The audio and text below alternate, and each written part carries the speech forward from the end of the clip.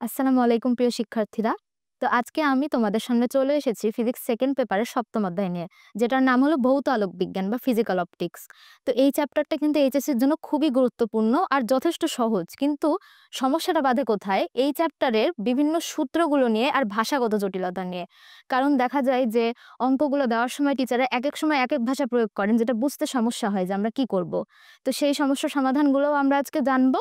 আর এইচএসসির জন্য আমাদের এই চ্যাপ্টারটা যতটুকু পড়া দরকার সেটুকু আমরা পড়ে লাস্টে আমরা বোর্ড কোয়েশ্চেন সলভ করব। তো চলো শুরু করা যাক।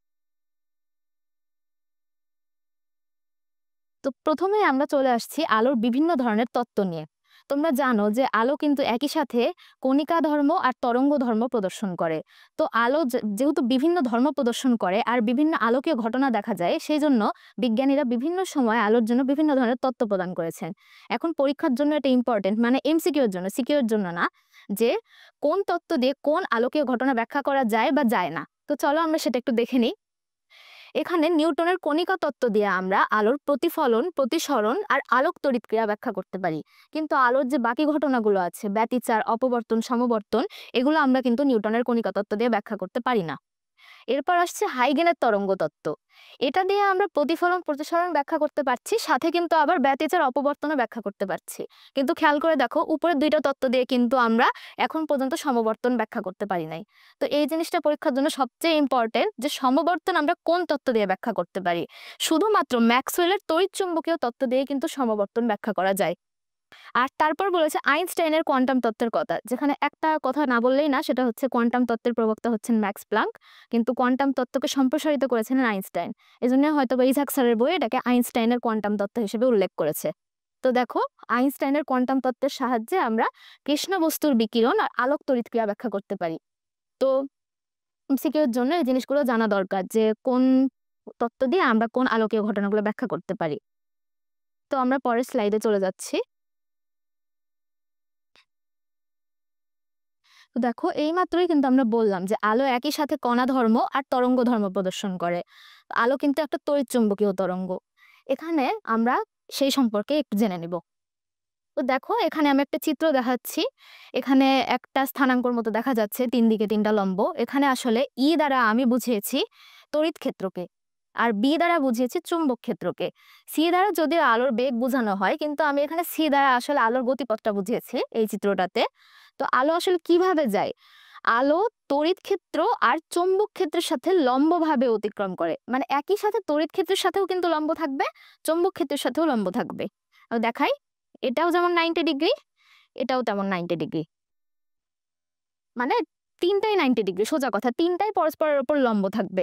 এভাবে আলো যাতায়াত করে।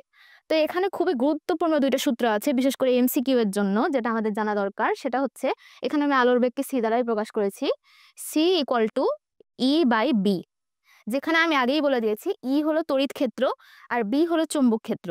তো এই দুইটার মান যদি দেওয়া থাকে, বা যে কোনো দুইটার মান যদি দেওয়া থাকে, আর একটা বের করা যাবে। আর একটা গুরুত্বপূর্ণ সূত্র হচ্ছে c equal to 1 divided by root over epsilon not into mu not. এখন এপসাইলন নটের পরিচয়টা মোটামুটি সবাই জানো, যে এটা হচ্ছে শূন্য মাধ্যমে তড়িৎ প্রবেশ্যতা, যেটা স্থির তড়িতেও তোমরা মোটামুটি পড়েছো। কিন্তু মিউ নটের পরিচয়টা অনেকেই হয়তোবা জানো না, সেটা হচ্ছে শূন্য মাধ্যমে চুম্বক প্রবেশ্যতা। এটা শর্ট সিলেবাসে তোমাদের ছিল না, হয়তোবা এটা অনেকে না জানতে পারো। তো এই দুইটা জিনিসের বিশেষ করে একক সহ মানটা খুবই ইম্পর্টেন্ট, কারণ এমসিকিউতে চলে আসতে পারে। আর এটা তো এমসিকিউতে প্রচুর আসে এই সূত্রটা, মানে এই সূত্রের সাহায্যে ম্যাথটা, তাই এই সূত্রটা অবশ্যই তোমরা পড়ে ফেলে দাও। তো আমরা পরের স্লাইডে চলে যাচ্ছি। আচ্ছা, পয়েন্টিং ভেক্টর, এটা হচ্ছে ক খ নাম্বারের জন্য মানে 5 স্টার টপিক। দেখবা এই অধ্যায় থেকে কোনো সিকিউ আসলে বা যে কোনো ক খ নাম্বারে দেখবা পয়েন্টিং ভেক্টর কাকে বলে, বা খ নাম্বারে বলবে পয়েন্টিং ভেক্টর বলতে কি বুঝো। তো পয়েন্টিং ভেক্টর আসলে জিনিসটা হচ্ছে, কোনো তড়িৎচুম্বকীয় তরঙ্গ যখন নির্দিষ্ট দিকে অতিক্রম করে, তখন সেটা একক সময় যে পরিমাণ শক্তি সঞ্চালিত করে, সেই জিনিসটাকেই আসলে আমরা পয়েন্টিং ভেক্টর বলি। তো দেখো, পয়েন্টিং ভেক্টরকে কিন্তু আমরা এস দিয়ে প্রকাশ করছি। আচ্ছা, আমি কালিটা চেঞ্জ করি।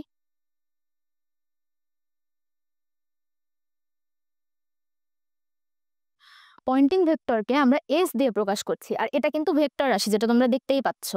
তো পয়েন্টিং ভেক্টরের সূত্রটা হচ্ছে S vector equal to E vector cross H vector. তো ই এর পরিচয় আমরা একটু আগেই জানলাম তড়িৎ ক্ষেত্র বা তড়িৎ প্রাবল্য, আর বি এর পরিচয় আমরা বলেছিলাম চুম্বক ক্ষেত্র। তাহলে এইচ এর পরিচয়টা কি? তো বি আর এইচ কিন্তু দুটাই চুম্বকের সাথে সম্পৃক্ত। বি কে আসলে বলা হয় চুম্বক ক্ষেত্র প্রাবল্য, আর এইচ কে বলা হয় চুম্বক প্রাবল্য। তো এই দুইটা জিনিস নিয়ে তোমরা কনফিউজড হবে না, আমি লিখে দিচ্ছি।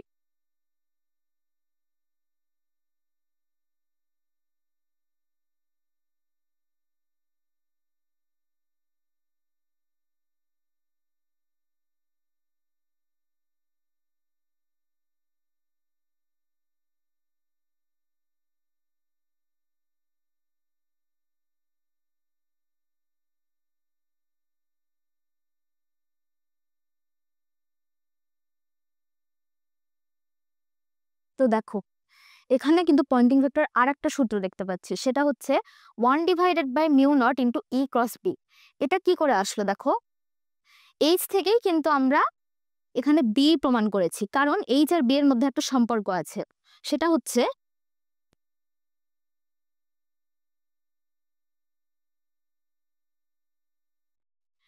μ0 = B/H। তাহলে এইচ আমরা কি লিখতে পারি, 1/μ0 × B। সেটাই কিন্তু দেখো আমরা এইচ এর জায়গায় 1/μ0 × B বসিয়ে দিয়েছি। এই জন্য কিন্তু আমরা একটা দ্বিতীয় সূত্র পাচ্ছি, সেটা হচ্ছে S ভেক্টর = 1/μ0 × E × B। এটাও এই সম্পর্কটা একটু মনে রাখবা। আর এটার জন্য খুবই খুবই ইম্পর্টেন্ট একটা জিনিস হচ্ছে পয়েন্টিং ভেক্টরের একক কি, যেটা এমসিকিউতে প্রায়ই আসে। পয়েন্টিং ভেক্টরের একক হচ্ছে ওয়াট/মিটার স্কয়ার। আর ওয়াট মানে তো জানোই ক্ষমতার একক, মানে প্রতি সেকেন্ডে যতখানি কাজ হয়, জুল/সেকেন্ড। এজন্য পয়েন্টিং ভেক্টরের একক হচ্ছে ওয়াট/মিটার স্কয়ার বা জুল/সেকেন্ড/মিটার স্কয়ার। তো পয়েন্টিং ভেক্টরটা তোমরা অবশ্যই অবশ্যই এমসিকিউ এর জন্য সাথে ক খ নাম্বারের জন্য ভালো করে পড়বে, এটা খুবই গুরুত্বপূর্ণ টপিক।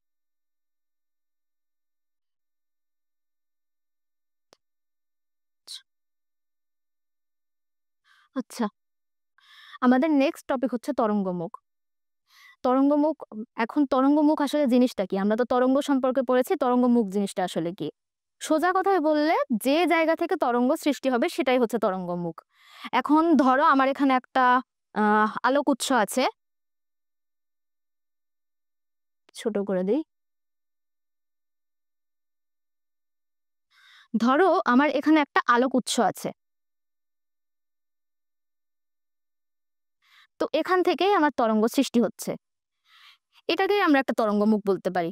তো তরঙ্গমুখ আসলে দুই ধরনের হয়, একটা হচ্ছে, আসলে দুই ধরনের হয় এটা বললেও ভুল হবে। তরঙ্গমুখ আসলে অনেক টাইপের হতে পারে, কিন্তু আমাদের বইয়ে প্রধানত দুই ধরনের তরঙ্গমুখের কথা বলা হয়েছে। একটা হচ্ছে সমতল তরঙ্গমুখ, একটা হলো গোলকীয় তরঙ্গমুখ। যদি কোনো আলোকের উৎস অসীমে থাকে তাহলে তরঙ্গমুখটা সমতল হয়, আর যদি কোনো আলোকের উৎস সসীমে বা নিকটে থাকে তাহলে তরঙ্গমুখটা গোলকীয় হয়। এই জিনিসটা কেন হয় এখন আমি একটু বুঝিয়ে দিই।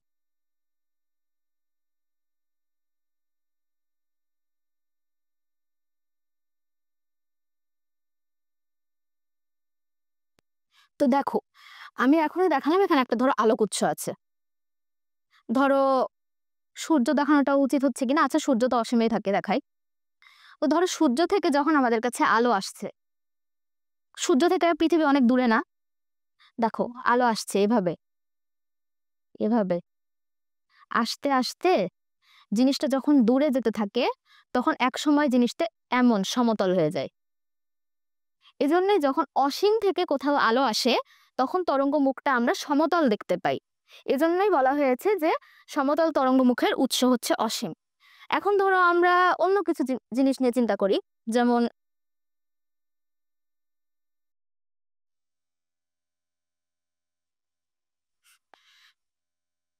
উম যেমন ধর একটা বাল্ব।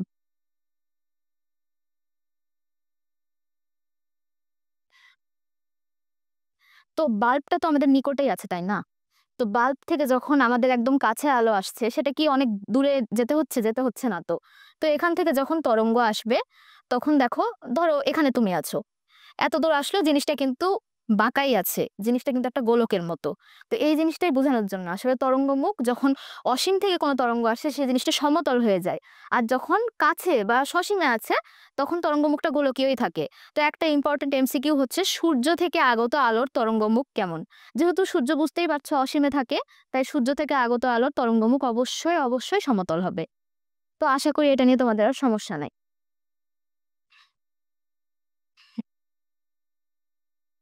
আচ্ছা, এরপর আমরা আরো খুবই খুবই গুরুত্বপূর্ণ একটা টপিকে চলে যাচ্ছি, সেটা হচ্ছে হাইগেনের নীতি। হাইগেনের নীতি আসলে ক আর খ নাম্বারের জন্য কত ইম্পর্টেন্ট এটা মানে বলে বোঝানো সম্ভব না। হাইগেনের নীতি মেনলি আমরা এখনই যে তরঙ্গমুখ পড়লাম সেই তরঙ্গমুখের উপর ভিত্তি করেই এই নীতিটা প্রতিষ্ঠিত। তো এখানে বিবৃতিটা আমরা একটু পড়ে ফেলি। কোনো একটি তরঙ্গমুখের উপর অবস্থিত প্রতিটি বিন্দু এক একটি অনুতরঙ্গের বা গৌণ তরঙ্গের উৎস হিসেবে বিবেচিত হয়। ওই গৌণ উৎসগুলো থেকে সৃষ্ট তরঙ্গমালা মূল তরঙ্গের সমান বেগে সামনের দিকে অগ্রসর হয়। যে কোনো সময়ে ওই সব গৌণ তরঙ্গমালাকে স্পর্শ করে একটি তল অঙ্কন করলে ওই তলই ওই সময়ের তরঙ্গমুখের নতুন অবস্থা নির্দেশ করে। তো বিশাল বড় বিবৃতি, কিন্তু আমি এখন মানে সহজে বুঝিয়ে দিই। সেটা হচ্ছে কোনো একটি তরঙ্গমুখের উপর অবস্থিত প্রতিটি বিন্দু। দেখো আমি এখানে একটা আলোর উৎস আঁকিয়েছি, আর এটা হলো তরঙ্গমুখ। দেখো এই যে এটা হলো তরঙ্গমুখ, ঠিক আছে, এটা হচ্ছে আলোর উৎস, আর এটা হচ্ছে এই যে প্রথমে আমি যেটা আঁকিয়েছি সেটা হলো আলোর তরঙ্গমুখ, ঠিক আছে। এখন বলেছে তরঙ্গমুখের উপর অবস্থিত প্রতিটি বিন্দু। প্রতিটি বিন্দু তো আর দেখানো সম্ভব না, আমি এখানে গুণে গুণে 5টা বিন্দু দেখিয়েছি। সেই প্রত্যেকটা বিন্দু এক একটি অনুতরঙ্গের বা গৌণ তরঙ্গের উৎস হিসেবে বিবেচিত হয়। এটা খুবই ইম্পর্টেন্ট কথা, যে আমি প্রথমে যে তরঙ্গমুখটা পেয়েছিলাম তার উপর যে বিন্দুগুলো আছে সেখান থেকেই দেখো আরো নতুন নতুন অনুতরঙ্গ তৈরি হয়েছে। দেখতে পাচ্ছ, এগুলো কিন্তু অনুতরঙ্গ। এই গৌণ উৎসগুলো থেকে সৃষ্ট তরঙ্গমালা মূল তরঙ্গের সমান বেগে, এটাও খুবই ইম্পর্টেন্ট লাইন, মূল তরঙ্গের সমান বেগে সামনের দিকে অগ্রসর হয়। দেখো এই তরঙ্গটা যেই বেগে যাচ্ছিল, এই অনুতরঙ্গগুলো একদম সমান বেগে সামনের দিকে অগ্রসর হবে। আর আরেকটা কি পয়েন্ট হচ্ছে, যে কোনো সময় ওই সব গৌণ তরঙ্গমালাকে স্পর্শ করে একটি তল অঙ্কন করলে ওই তলই ওই সময়ের তরঙ্গমুখের নতুন অবস্থান নির্দেশ করে। তো দেখো এই যে গৌণ তরঙ্গগুলোকে স্পর্শ করে এখানে একটা তল আঁকিয়েছি, এটাই কিন্তু এই নতুন তরঙ্গমুখগুলার মানে একটা অবস্থান নির্দেশ করছে। এটাই বুঝিয়েছে হাইগেনের নীতিতে। তো এটা ক নাম্বারে আসলে বিবৃতিটা লিখবা, যদি খ নাম্বারে আসে চেষ্টা করবা চিত্র দেওয়ার, নাহলে নাম্বার কাটা যেতে পারে। তো আশা করি তোমরা এটা বুঝতে পেরেছো। আচ্ছা, এবার চলে আসি দশা। দশা জিনিসটা আসলে কি? কোনো তরঙ্গের যে কোনো মুহূর্তের সম্মুখ অবস্থানই হচ্ছে দশা, শেষ। এখন দশার সংজ্ঞা মাঝে মধ্যে আসে ক নাম্বারে, তো এটা বলবা যে কোনো তরঙ্গের যে কোনো মুহূর্তের বিভিন্ন অবস্থা, যেমন বিস্তার, বেগ ইত্যাদি ইত্যাদিকে একত্রে দশা বলে। তো এখন দশার সংজ্ঞাটা আমাদের জানার বিষয় না, আমাদের জানার বিষয় হচ্ছে দশা পার্থক্য আর পথ পার্থক্যের সম্পর্কটা কি। তো দেখো আমরা এখানে একটা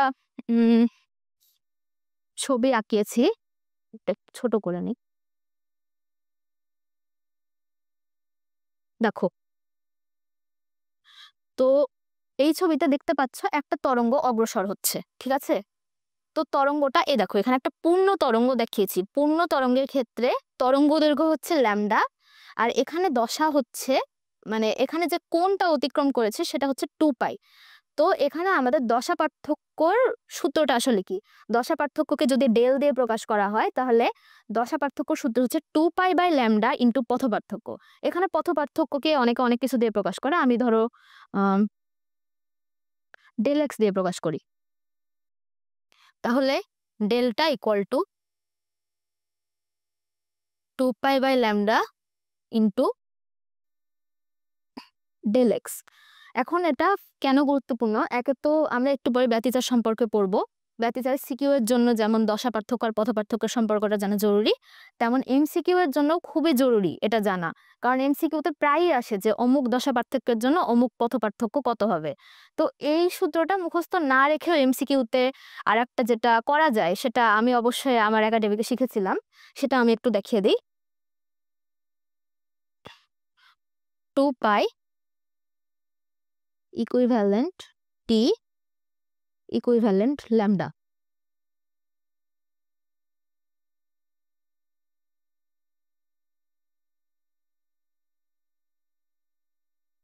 এই জিনিসটা কেন বললাম দেখো, আমরা কিন্তু ছবিতে দেখতেই পাচ্ছি একটা তরঙ্গ যতক্ষণে ল্যামডা দূরত্ব অতিক্রম করে ততক্ষণই কিন্তু তার পর্যায়কাল টি।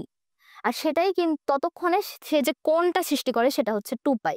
তো এখন যদি আমাকে বলে যে অমুক দশা পার্থক্যের জন্য অমুক পথ পার্থক্য কত, তাহলে ধরো আমাকে বলবে যে λ/2 এর জন্য তোমার দশা পার্থক্য কত। এখন আমি ধরো ল্যামডাকে 2 দিয়ে ভাগ করে দিই, ল্যামডাকে যদি আমি একদিকে 2 দিয়ে ভাগ করে দিই তাহলে আমি 2πকেও 2 দিয়ে ভাগ করলাম, তাহলে λ/2 এর জন্য আমরা কত পাবো? এদিকে 2π/2 মানে পাই। এটা কিন্তু এই সূত্র দিয়েও করা যেত, দেখো আমি λ/2 বলেছিলাম, এই সূত্রতে যদি বসাও সেটাও তুমি বের করতে পারবা। কিন্তু মানে এটা যথেষ্ট সহজ আর কি, এটা একটা শর্টকাট টেকনিক যে তোমাকে যেটা যখন বলবে সেটা দিয়ে একসাথে দুটাকে ভাগ করে দিবা তাহলেই হবে। বা যদি বলে যে একটা তরঙ্গ T/4 পর্যায়কাল অতিক্রম করলো, তাহলে তার পথ পার্থক্য কত হবে, জাস্ট 4 দিয়ে ভাগ করে দিবা সবগুলাকে। এভাবে করলে এই জিনিসটা হয়ে যাবে, এমসিকিউ এর জন্য আর কি এটা খুবই সহজ। তো আমরা পরের স্লাইডে চলে যাই।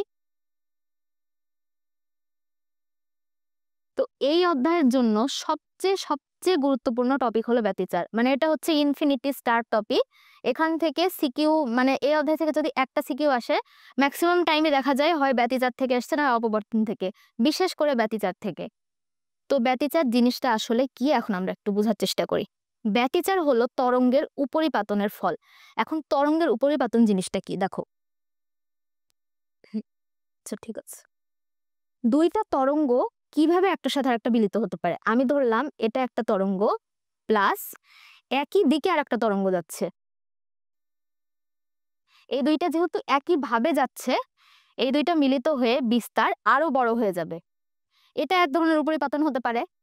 আর এক ধরনের উপরিপাতন কি হতে পারে, এই তরঙ্গটা এমন, সাথে আর একটা তরঙ্গ হচ্ছে বিপরীতমুখী। যদি এই দুইটার বিস্তার সবকিছু একদম সমান সমান হয় আর এটা যদি বিপরীতমুখী হয় তাহলে দুইটা তরঙ্গই পরস্পরকে ধ্বংস করে দিবে, আমাদের কাছে আর কিছুই থাকবে না। আর যদি দেখা যায় যে বিপরীতভাবে আসছে কিন্তু বিস্তার সমান না বা কিছু, বা মানে সবকিছু সমান না আর কি, তখন দেখা যাবে হয়তো বা সামান্য একটু অবশিষ্ট আছে বা এরকম কিছু। তো এই জিনিসটাই হচ্ছে আসলে তরঙ্গের উপরিপাতন।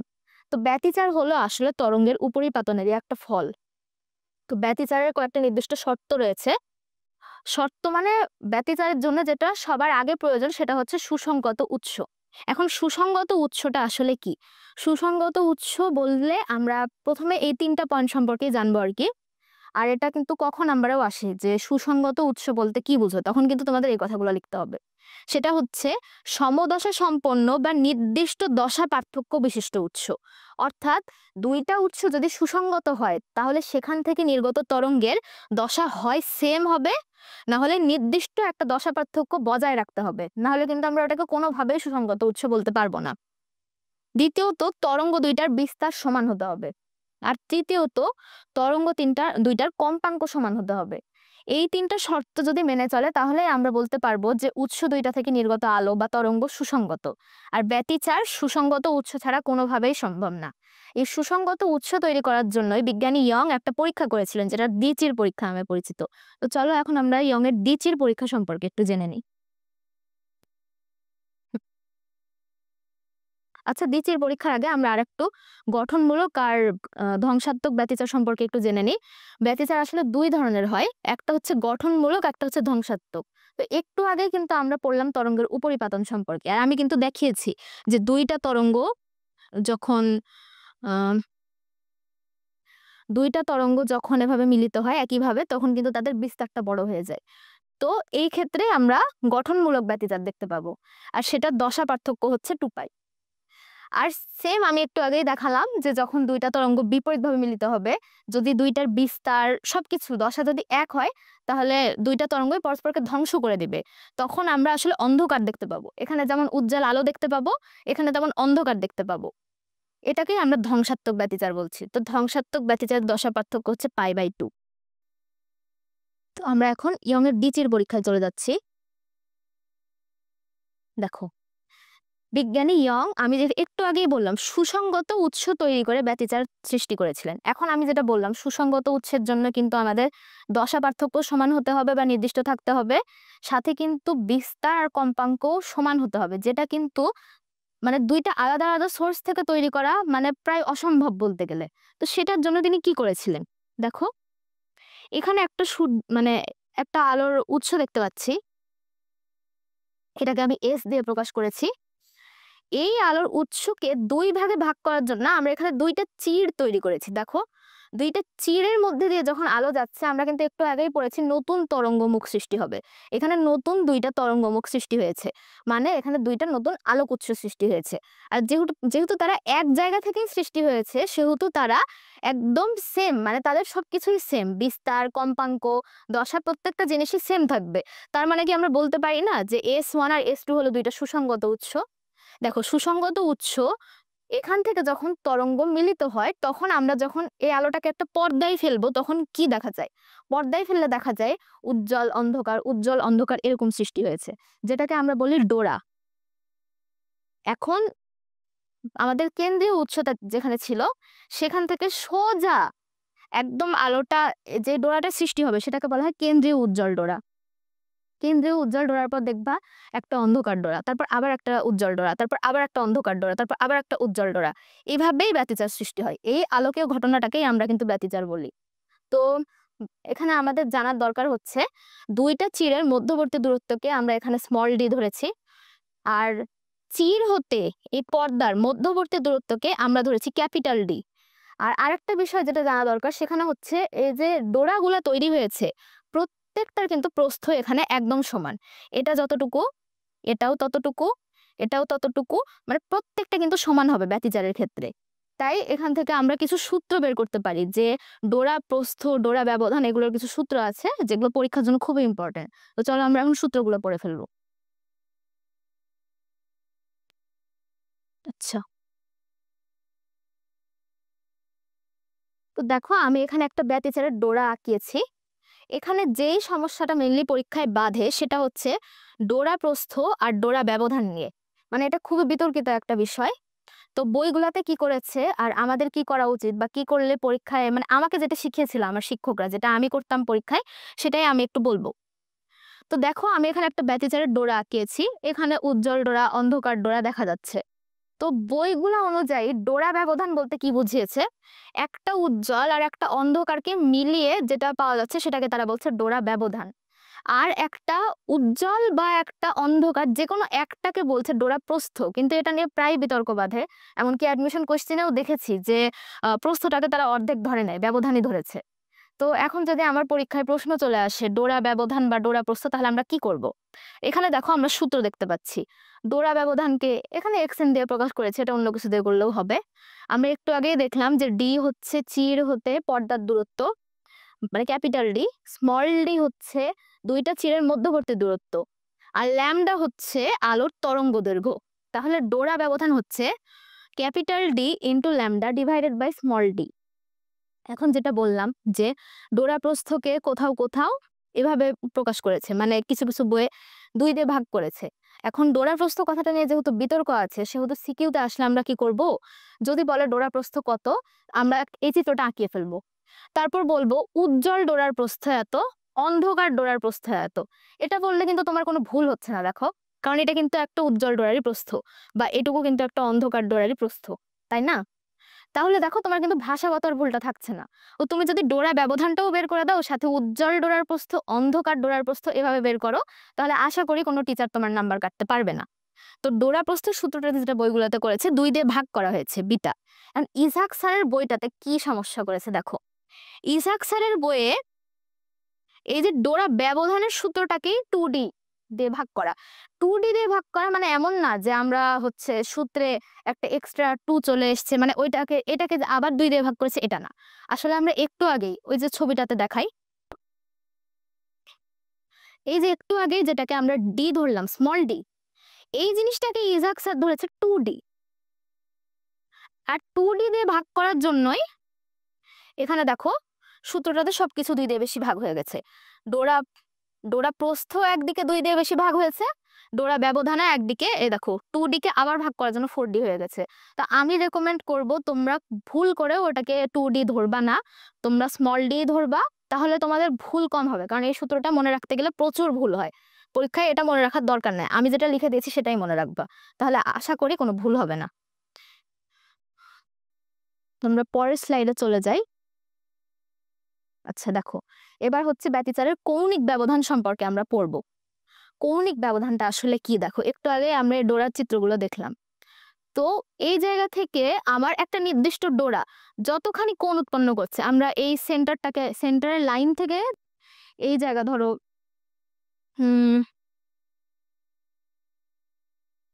ধরো এই সেন্টার থেকে এত দূর, আমাকে বলবে যে অমুক অততম উজ্জ্বল ডোরা বা অততম অন্ধকার ডোরা কতখানি কোণ সৃষ্টি করেছে। এই জিনিসটাই হচ্ছে আসলে কৌণিক ব্যবধান। তো এখানে আমরা দেখতে পাচ্ছি কৌণিক ব্যবধানকে থেটা দিয়ে প্রকাশ করেছি, এটাকে আমি থেটা প্রাইম দিয়ে প্রকাশ করেছি কারণ আমি কেন্দ্রীয় উজ্জ্বলের কৌণিক ব্যবধানটাকে থেটা দিয়ে প্রকাশ করেছি। তো আমরা কৌণিক ব্যবধানের সূত্রগুলো দেখে নিই। তো ব্যতিচারে যখন উজ্জ্বল ডোরা সৃষ্টি হবে তখন ডি, আমরা বলেছি স্মল ডি মানে দুইটা চিরের মধ্যবর্তী দূরত্ব, আর থেটা মানে হচ্ছে কৌণিক ব্যবধান, আর ল্যামডা হচ্ছে তরঙ্গ দৈর্ঘ্য। তো উজ্জ্বল ডোরার ক্ষেত্রে আমাদের সূত্র হচ্ছে d sine theta equal to n lambda. এখানে এন হচ্ছে 1 থেকে শুরু করে পূর্ণ সংখ্যা। এখন যখন উজ্জ্বল ডোরা সৃষ্টি হবে তখন আমরা এই সূত্রটা ব্যবহার করব। আর যখন আমাদের এরকম অন্ধকার ডোরা সৃষ্টি হবে, এই অন্ধকার ডোরার জন্য যখন আমরা কোণ বের করব তখন আমরা এই সূত্র ব্যবহার করব, d sine theta equal to 2n - 1 into lambda by 2। এখন এখানে দ্বিতীয় বিতর্ক, এখানে কোথাও কোথাও দেওয়া আছে সূত্র 2n - 1 ইন্টু ল্যামডা বাই 2, কোথাও কোথাও সূত্র দেওয়া আছে 2n + 1 ইন্টু ল্যামডা বাই 2।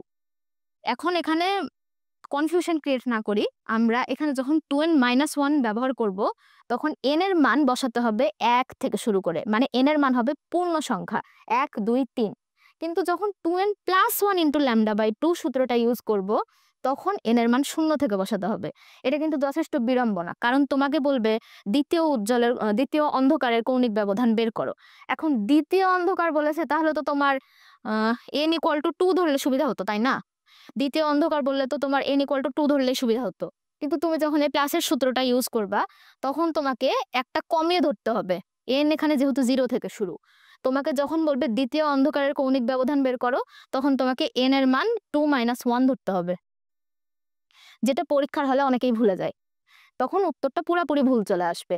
তাই আমি রেকমেন্ড করব এই সূত্রটা ব্যবহার না করতে, এই সূত্রটাই ব্যবহার করবা, d sin θ equal to 2n - 1 into lambda by 2। তবে এই সূত্রটা কিন্তু একেবারেই ফেলে দেওয়ার মতো না, কারণ অপবর্তনে কিন্তু এই সূত্রটা আমাদের লাগবে। ব্যতিচারের ক্ষেত্রে এই সূত্রটা ইউজ না করার জন্য আমি অনুরোধ করব। এখন কেন্দ্রীয় উজ্জ্বল ডোরার ব্যবধান সম্পর্কে আমি একটু আগে বলছিলাম, দেখো আমরা তো ধরছি এটা একদম সেন্টার থেকে, তাই না? তো এখন যদি আমাকে বলে কেন্দ্রীয় উজ্জ্বলের কৌণিক ব্যবধান কোনটা, তাহলে আমরা কি করব? দেখো এই যে প্রথম অন্ধকারটা কিন্তু এখান থেকে শুরু, কালি চেঞ্জ করি, প্রথম অন্ধকারটা কিন্তু এখান থেকে শুরু, বুঝছো? তাহলে যখন এইটুকুকে আমরা থেটা ধরবো, এই স্মল জিনিসটাকে আমরা যদি থেটা ধরি, বোঝা যাচ্ছে না,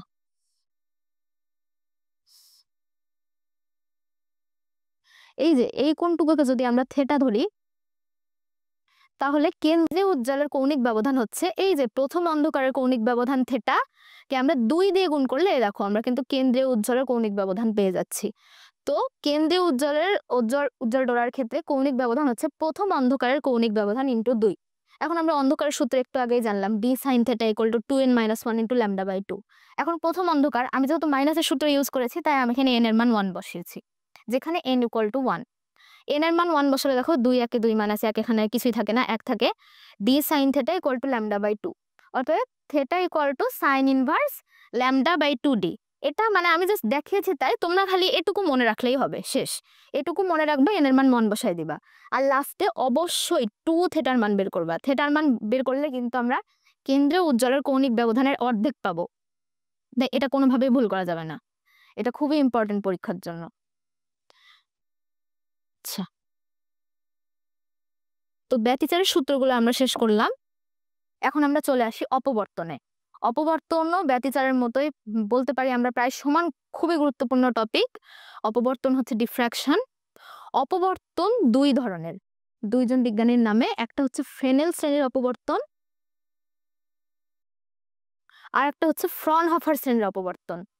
ফ্রেনেল অপবর্তনটা আমাদের সিলেবাসের পড়ার বিষয় না, শুধু আমরা এটুকুই জানবো যে এখানে আলোক উৎস সসীমে থাকবে, আর আমরা একটু আগেই পড়লাম যে আলোক উৎস যখন সসীমে থাকবে তরঙ্গ মুখ হবে গোলকীয়। শুধু এটুকু মনে রাখলেই হবে যে ফ্রেনেলে আলোক উৎসটা কোথায় থাকে আর তরঙ্গ মুখ কোথায় থাকে। এর চেয়ে বেশি আমাদের সিকিউ এর জন্য দরকার নাই। আমাদের মেইন পড়া হচ্ছে ফ্রনহফার শ্রেণীর অপবর্তন নিয়ে। ফ্রনহফার শ্রেণীর অপবর্তন হচ্ছে ফ্রেনেলের উল্টা। উৎস থাকবে অসীমে আর তরঙ্গ মুখ হবে সমতল। তো ফ্রনহফার শ্রেণীর অপবর্তনকে দুই ভাগে ভাগ করা হয়েছে। একটা হচ্ছে একচির অপবর্তন, একটা হচ্ছে গ্রেটিং অপবর্তন। তো আমরা এগুলো সম্পর্কে এখন জানবো। তো দেখো, এখানে আমরা একচির অপবর্তনের একটা মানে ছবি দেখাচ্ছি। তো এখানে যেটা ঘটছে, এখানে আমরা একটা একবর্ণী আলোর উৎস ব্যবহার করেছি। দেখো, একবর্ণী আলোক উৎস থেকে এখানে আলো আসছে, আর এই যে ব্যতিচারে যেরকম আমরা আলো পর্দায় ফেলেছিলাম, এখানেও কিন্তু আলো পর্দায় ফেলা হচ্ছে, কিন্তু পার্থক্যটা দেখো, এখানে কিন্তু ডোরাগুলোর প্রস্থ সমান না, ধীরে ধীরে উজ্জ্বলতা কমতে আছে। এখানে এজন্যই আমরা এগুলোকে উজ্জ্বল বা অন্ধকার ডোরা বলবো না, এগুলোকে আমরা বলবো চরম বা অবম। কেন এটা বলছি? কারণ একটু একটু করে এখানে আলোর তীব্রতা কমছে। আর দ্বিতীয় কথা, যেটা ব্যতিচারে কিন্তু যখন একটা উজ্জ্বল ডোরা সৃষ্টি হতো সেটা পুরোপুরি উজ্জ্বল, তার মধ্যে কিন্তু কোনো অন্ধকার নাই। কিন্তু অপবর্তনে যখন উজ্জ্বল ডোরা সৃষ্টি হবে সেটা কিন্তু পুরোপুরি উজ্জ্বল না, তার মধ্যে কিছুটা অন্ধকার থাকে। এজন্য কিন্তু ওটাকে চরম বলা হয়, উজ্জ্বল বলা হয় না। আবার যখন আরেকটা অন্ধকারের মতো তৈরি হয়, সেটাও কিন্তু পুরোপুরি অন্ধকার না, ওতে একটু আলো থাকে, এজন্য কিন্তু ওটাকে অবম বলা হয়। আর এখানে দেখতেই পাচ্ছ, যেটা একদম কেন্দ্রে তৈরি হবে সেটা তীব্রতা কিন্তু সবচেয়ে বেশি, এজন্য এটার উজ্জ্বলতাও কিন্তু সবচেয়ে বেশি। ধীরে ধীরে যত ডোরা বড় হবে সেখানে তোমার তীব্রতা কমতে থাকবে, আর তার ডোরার যেটা আমরা বলবো মানে প্রস্থ আর কি, সেটাও ধীরে ধীরে কমতে থাকবে আলোর তীব্রতা কমার সাথে সাথে। এটাই হচ্ছে ব্যতিচার আর অপবর্তনের মেইন পার্থক্য। এটা কিন্তু দেখছো, অপবর্তন কিন্তু এক ধরনের ব্যতিচারই বলা যায়, কিন্তু এটাই কিন্তু আসলে মেইন পার্থক্য দুইটার মধ্যে। এটা গেল আমাদের এক চির অপবর্তন। আর গ্রেটিং অপবর্তনটা সম্পর্কে একটু বলি। গ্রেটিং এ যেটা হবে, এই যে এখানে আমরা একটা চির দেখতে পাচ্ছি, ওখানে অনেকগুলা চির থাকবে, এরকম অনেকগুলা চির থাকবে। তো ওই জিনিসটাকে গ্রেটিং বলা হয়। অনেকগুলো ছিদ্র করা হয়, এখানে রেখা থাকে, দাগ থাকে। তো সেগুলো সম্পর্কে আমরা আর নতুন করে না পড়লাম, ওই পরীক্ষাটা কিভাবে করা হয়েছে না হয়েছে, খালি ওটার সূত্র সম্পর্কে আমরা পড়বো।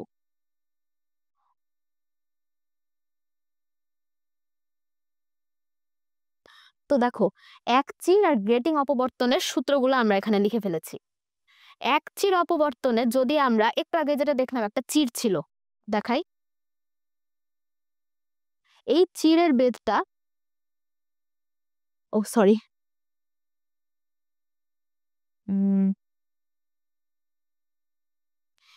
এই চিরের বেধটাকে যদি আমরা এ ধরি, তাহলে আমরা এই সূত্রগুলো লিখতে পারি।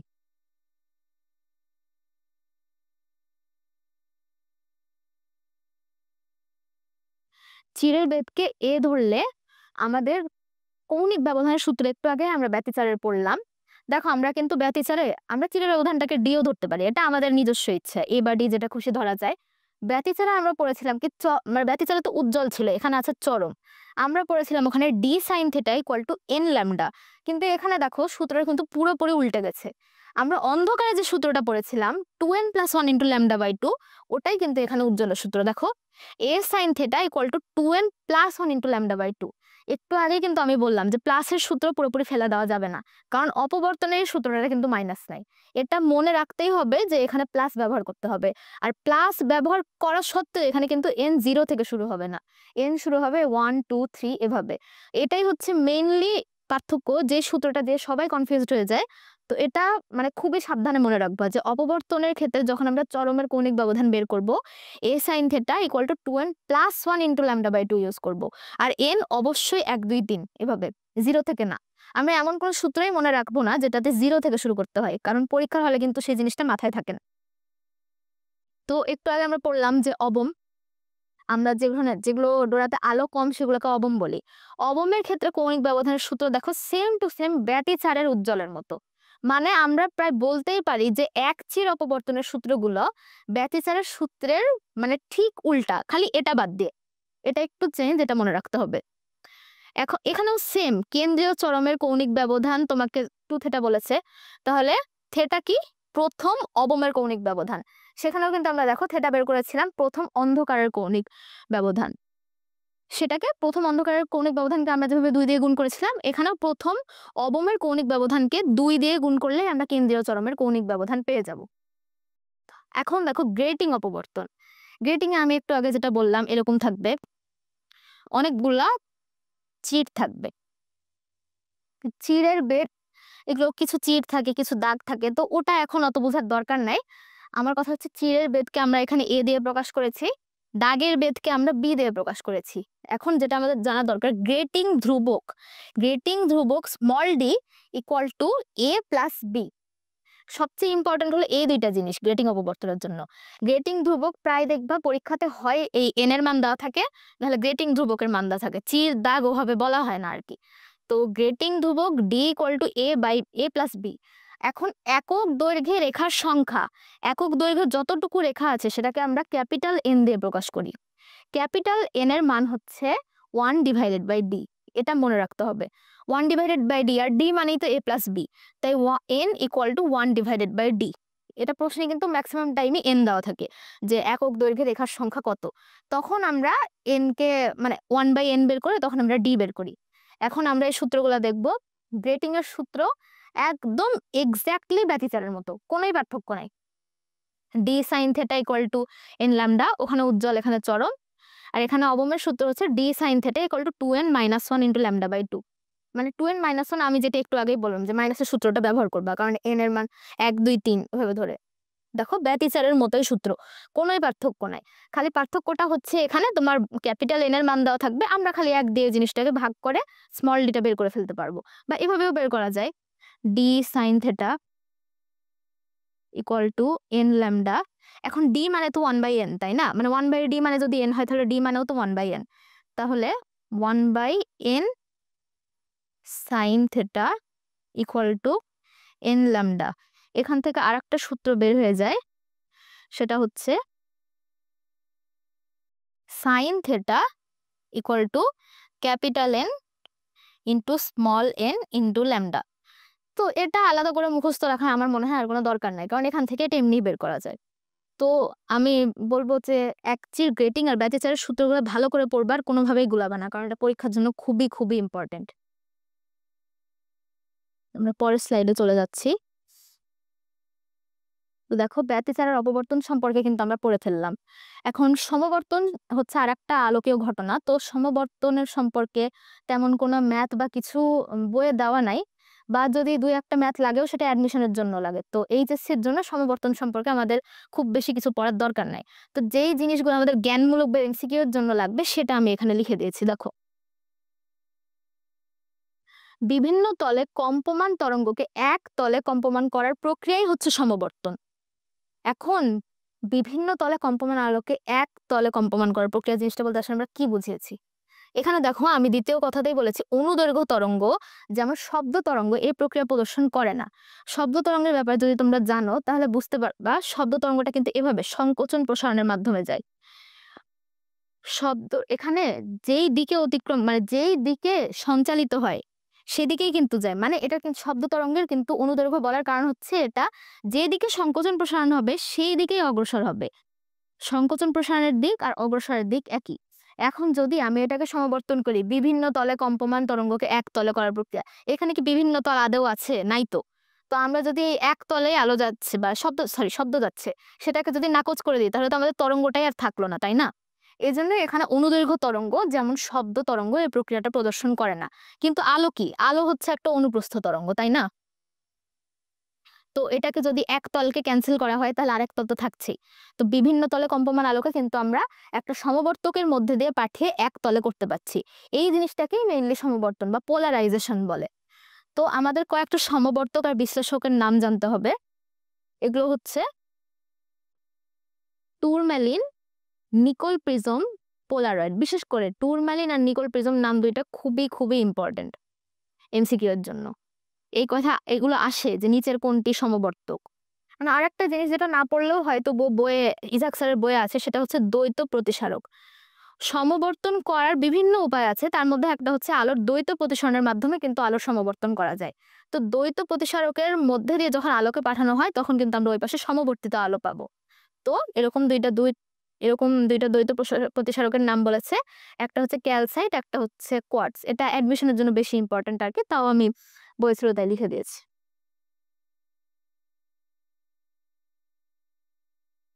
তো দেখো এখানে সমাবর্তনের একটা মানে চিত্র দেখতে পাচ্ছি, বইয়ের চিত্রটাই আমি এখানে দিয়েছি। তো দেখো এখানে আলোটা কিন্তু বিভিন্ন দিকে কম্পমান ছিল। আমরা যখন সমবর্তকের মধ্য দিয়ে পাঠিয়েছি তখন এখানে সমবর্তিত আলোক দেখা গেছে।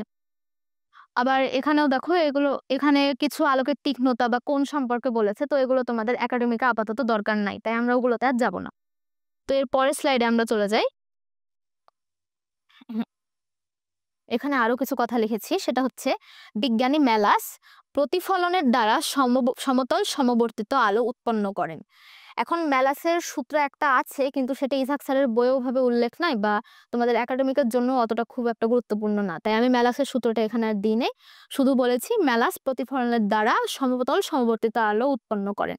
এখন ব্রুস্টারের সূত্রটা খুব বেশি ইম্পর্টেন্ট না হলেও পরীক্ষায় আসে। সেটা হলো সমবর্তন কোণের ট্যানজেন্টের মান প্রতিসারক মাধ্যমের আপেক্ষিক প্রতিসরণাঙ্কের সমান।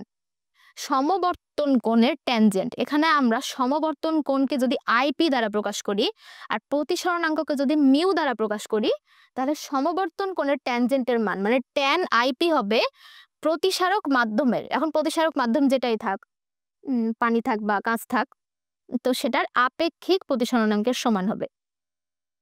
এই দেখো এখানে আপেক্ষিক প্রতিসরণাঙ্ককে আমরা মিউ দিয়ে প্রকাশ করেছি, mu equal to tan IP. এখন এটা এমসিকিউ এর জন্য আসতে পারে। কিভাবে আসতে পারে? ধরো তোমাকে যে কোনো একটা বলে দিয়েছে আর একটা চেয়েছে, এটা খুবই ইজি, কারণ এখানে আছেই চলক দুইটা, একটা ট্যান ইনভার্স করলে আরেকটা বের করা যাবে, বা ট্যান থিটা করলে আরেকটা বের করা যাবে। তো এটা মনে রাখবা, এটাই ব্রুস্টারের সূত্র।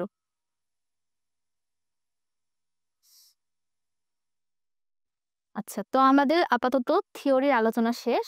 এখন আমরা চলে যাচ্ছি কোয়েশ্চেন সলভে। এখানে বিভিন্ন বোর্ডে কি কি কোয়েশ্চেন এসেছে, এখন আমরা কয়েকটা সিকিউ সলভ করব।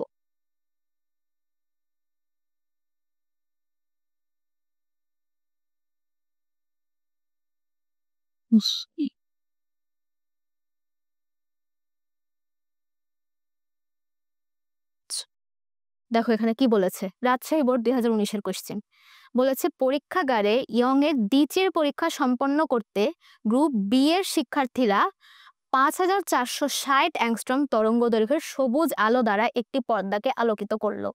ফলে স্লিটগুলো হতে 1 মিটার দূরে পর্দার উপর যে ব্যতিচার পট্টি দেখা গেল তার 4টি উজ্জ্বল ডোরার ব্যবধান 5 মিলিমিটার।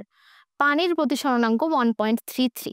তা আমরা এখানে কখগুলো দেখবো না, কখগুলো অন্য অধ্যায় থেকে দেওয়া আছে, জাস্ট গঘ নাম্বারগুলো করব। এখানে বলেছে উদ্দীপকে ব্যবহৃত স্লিট মানে চির দুটির মধ্যবর্তী দূরত্ব কত। মানে আমার এখানে চেয়েছে কি, স্লিট দুইটার মধ্যবর্তী দূরত্বকে আমরা স্মল ডি ধরেছিলাম, তারা আমাদের এখানে স্মল ডি চেয়েছে। তো দেখি আমাদের গ নাম্বারের জন্য কি কি দেওয়া আছে। এখানে আমরা দেখতে পাচ্ছি গয়ের জন্য আমাদের এখানে ল্যামডা দেওয়া আছে, তরঙ্গ দৈর্ঘ্যের আলো বলেই দিয়েছে 5460 অ্যাংস্ট্রম।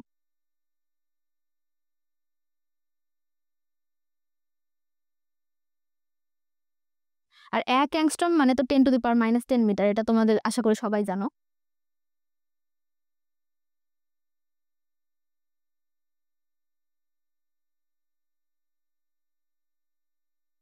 -10 মিটার। ফলে স্লিট গুলো হতে 1 মিটার দূরে পর্দার ওপর, 1 মিটার দূরে পর্দার ওপর, তার মানে আমার এখানে ক্যাপিটাল ডিও বলে দিয়েছে।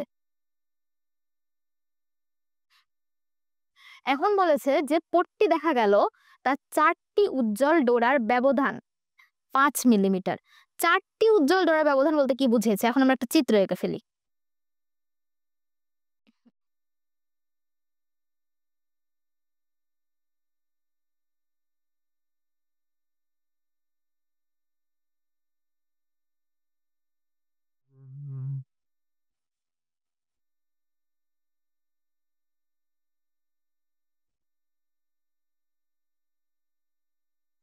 দেখো 4টা উজ্জ্বল ডোরার ব্যবধান বলতে আমার কি বুঝিয়েছে, একটা উজ্জ্বল ডোরা, এখান থেকে আরেকটা উজ্জ্বল ডোরা, সরি এত দূর না, একটা উজ্জ্বল ডোরা থেকে আরেকটা উজ্জ্বল ডোরা, মানে 4টা। আসলে ব্যাপারটা এরকমও না, এই দেখো আমি এখান থেকে মাঝখান থেকে দেখাই, ব্যাপারটা হচ্ছে এরকম। দেখো 4টে উজ্জ্বল ডোরার ব্যবধান বলেছে, তার মানে এখানে আমার যে ডোরা ব্যবধানের সূত্র সেটাকে 3 দিয়ে গুণ করতে হবে। কেন 3 দিয়ে গুণ করতে হবে দেখো, এখানে একটা কালারটা চেঞ্জ করে দিই, এটুকু একটা, এটুকু একটা, আর এইটুকু সাথে বাকি অর্ধেক একটা। তার মানে এখানে আমরা ডোরা ব্যবধান যেটা শিখেছিলাম, যে একটা উজ্জ্বল ডোরা একটা অন্ধকার ডোরা, সেটা 3 গুণ আমাদের এখানে ধরতে হবে। এখানে 4 বলেছে কিন্তু আমাদের ধরতে হবে 3 গুণ, যেটা আমরা চিত্র আকারে কিন্তু খুব ইজিলি দেখতে পাচ্ছি। ঠিক আছে, তাহলে আমার কি বলেছে, 4টি উজ্জ্বল ডোরার ব্যবধান 5 মিলিমিটার। ডোরার ব্যবধানের সূত্র কিন্তু আমরা একটু আগেই দেখলাম, small d by capital D into lambda. 4টি উজ্জ্বল ডোরার ব্যবধান 5 মিলিমিটার, একটু আগে বললাম 3 দিয়ে গুণ করতে হবে, তাহলে 3 দিয়ে পুরো ডোরার ব্যবধানটাকে গুণ করে আমরা পাচ্ছি 5 মিলিমিটার। মিলিমিটারকে মিটারে কনভার্ট করতে হলে 10⁻³ দিয়ে গুণ করতে হয়, তো সেটা আমি ডাইরেক্টলি করে দিলাম।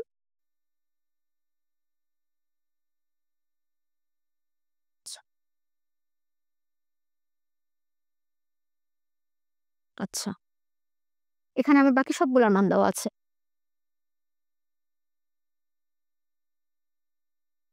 সরি, ডি এর মান 1,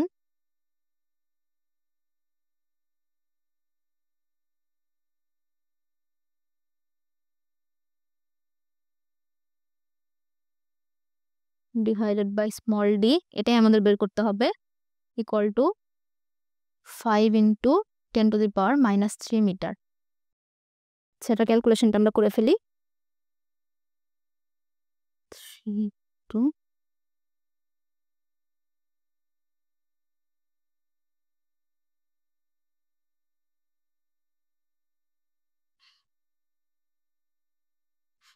আচ্ছা, আমাদের অ্যান্সার আসছে d equal to 3.276 into 10⁻⁻⁴ metre. এখানে আমরা যেহেতু সবগুলোকেই মিটারে ধরেছি, তাই আমাদের অ্যান্সারটাও মিটারে আসবে। তো আমরা কিন্তু সেট দুইটার মধ্যবর্তী দূরত্ব ডি পেয়ে গেলাম। তাহলে গ নাম্বার নিশ্চয় তোমরা বুঝতে পেরেছো। এখন আমরা ঘ নাম্বারটাতে চলে যাই।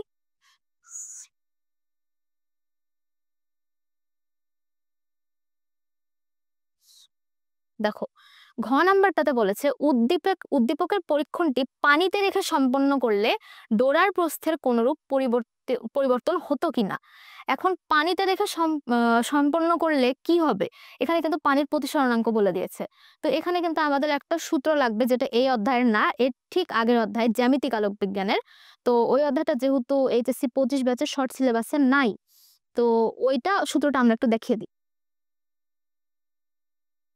ল্যামডা এ যদি আমি ধরি বাতাসে আলোর তরঙ্গ দৈর্ঘ্য, আর ল্যামডা ডাব্লিউ যদি আমি ধরি পানিতে আলোর তরঙ্গ দৈর্ঘ্য, তাহলে lambda A by lambda W equal to mu W divided by mu A. এখানে মিউ ডাব্লিউ হচ্ছে পানিতে প্রতিসরণাঙ্ক, আর মিউ এ হচ্ছে বায়ুতে প্রতিসরণাঙ্ক। এই সূত্রটা আমাদের এখানে লাগবে। এই সূত্রটা কিন্তু এই অধ্যায়ে নাই, কিন্তু ঠিক আগের অধ্যায়ে আছে, তো এটা আমাদের এখানে লাগবে। তো এখান থেকে আমরা কি লিখতে পারি, lambda a into mu A equal to lambda W into mu W.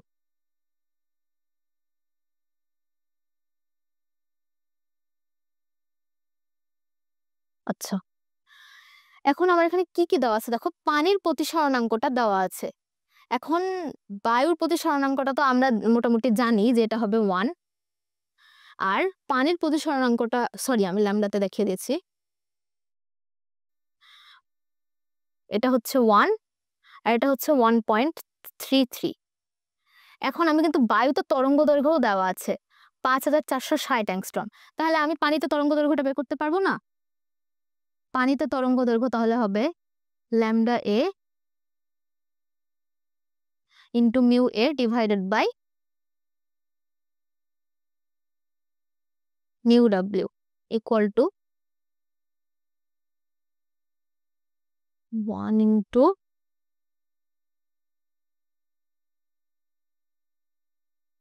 পাওয়ার -10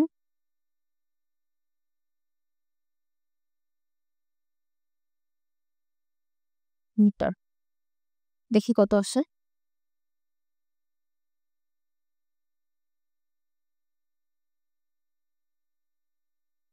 তাহলে আমরা পানিতে তরঙ্গ দৈর্ঘ্য পেলাম 4.105 ইন্টু 10⁻⁻7 মিটার। আর আমরা কিন্তু গ নাম্বারে ডি পেয়েছিলাম, আমি ডিটা মুছে দিয়েছি কিন্তু আমার এখানে ডি লেখা আছে। আচ্ছা, স্মল ডি কত বের করেছিলাম, আরেকবার বের করি।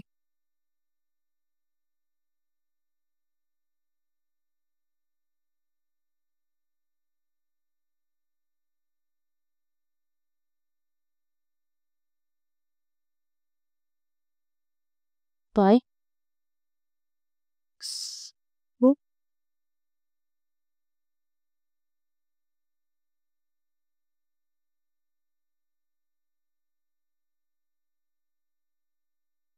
আচ্ছা, আমরা একটু আগে স্মল ডি বের করেছিলাম 3.276 ইন্টু 10⁻⁻4 মিটার। আর এখানে আমরা পানিতে তরঙ্গ দৈর্ঘ্যটা বের করে ফেলেছি। এখন বলছে উদ্দীপকের পরীক্ষণটি পানিতে রেখে সম্পন্ন করলে ডোরার প্রস্থের কোনরূপ পরিবর্তন হতো কিনা। একটু আগে আমি ডোরা প্রস্থ আর ডোরা ব্যবধান নিয়ে যেটা বলেছি, উজ্জ্বল অন্ধকার কথাটা উল্লেখ করে দিবা, ঠিক আছে, যে উজ্জ্বল ডোরার প্রস্থ এত। তাহলে আমরা ডোরার প্রস্থ সূত্রটা কি জানি, ডি বাই দিলাম, আচ্ছা এটাকে 2 দিয়ে ভাগ হবে ডোরার প্রস্থের সূত্রতে। আমাদের কিন্তু সবকিছুই দেওয়া আছে। ডি এর মান 1, এখানে কিন্তু ল্যামডা ওয়াটারটা লাগবে আমাদের। দেখো এটা আমরা এখনই বের করলাম, 4.105 into 10⁻⁻7 metre divided by 2 into এই যে ডি আমরা একটু আগে বের করলাম 3.276 ইন্টু 10⁻⁻4 মিটার। তাহলে আমরা পানিতে ডোরা প্রস্থটা কত পাচ্ছি বের করে ফেলি।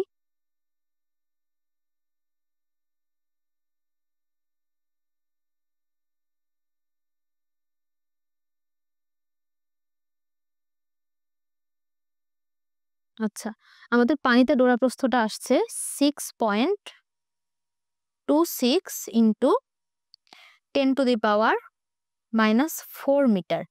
এখন একটা জিনিস খেয়াল করো, এখানে আসলে ঘটলোটা কি, এত কিছু করার কিন্তু আমাদের দরকার নাই। আমি করে বলছি করার দরকার নাই কেন, এখানে যে আমরা ল্যামডা ওয়াটারটা বের করেছি, ল্যামডা ওয়াটারটা আমরা কিভাবে বের করেছি দেখো তো, ল্যামডা এ, আচ্ছা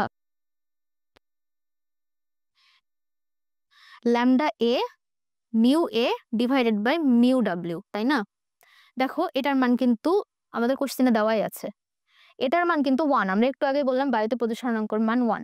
এটা যদি ক্যান্সেল হয়ে যায় 1 হয়, তাহলে আসলে আমরা কি পাচ্ছি, বাতাসের তরঙ্গ দৈর্ঘ্যটাকে জাস্ট পানির প্রতিসরণাঙ্ক দিয়ে ভাগ করলেই কিন্তু আমরা পানিতে তরঙ্গ দৈর্ঘ্যটা পেয়ে যাব। তো এখানে যখন আমাদের তরঙ্গ দৈর্ঘ্যটা লাগবে, আলটিমেটলি আমরা কি করছি, এই দুটাকে ভাগ করছি না, ভাগ করলে তাহলে আমরা দেখো এগুলো মুছে দিই, আসলে ঘটছেটা কি এখানে, ডি, আচ্ছা এই ল্যামডাটা যদি আমি পানিতে চাই তাহলে আমাকে কি করতে হচ্ছে, বাতাসেরটাকে তো আলটিমেটলি প্রতিসরণাঙ্ক দিয়ে ভাগ দিতে হচ্ছে, তাই না। তো আমি সেই কাজটা একবারেই করতে পারি, এই জিনিসটাকে ল্যামডা এ লিখে প্রতিসরণাঙ্ক দিয়ে ভাগ করে দিলাম, শেষ।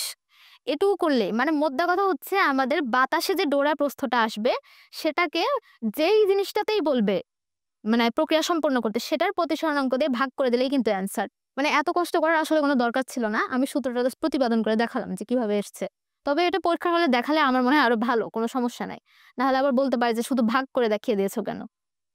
তো এই জিনিসটা হচ্ছে শর্ট টেকনিক, যে কোনো কিছুতে প্রক্রিয়া সম্পন্ন করতে বলে, যেমন পানি বা কাঁচ বা যে কোনো মাধ্যম, যেই ডোরা প্রস্থ বা ডোরা ব্যবধান বলুক, খালি ওই প্রতিসরণাঙ্ক দিয়ে কিন্তু ভাগ করলে আমরা অ্যান্সার পেয়ে যাব। তো আমাদের ঘ নাম্বারটা এখানে হয়ে গেল।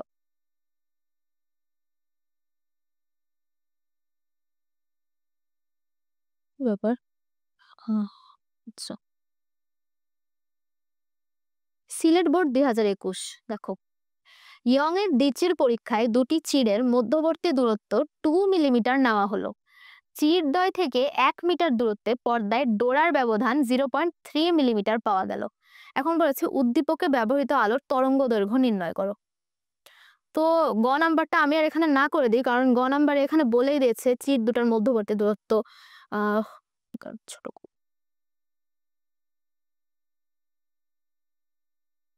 এখানে গ নম্বরে বলে দিয়েছে চির দুটার মধ্যবর্তী দূরত্ব small d equal to 2 millimetre. আর এখানে ডোরার ব্যবধান মানে d by d into lambda বলেই দিয়েছে 0.3 মিলিমিটার। আর চিরদ্বয় থেকে পর্দার দূরত্ব সেটাও বলে দিয়েছে, ক্যাপিটাল ডি এর মানও দেওয়া আছে তোমার 1 মিটার।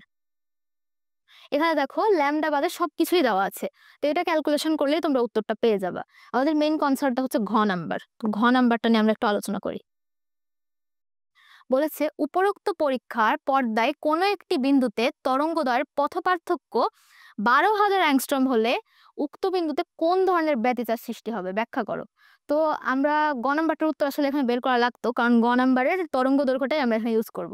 তো আমরা ওটা করেই ফেলি।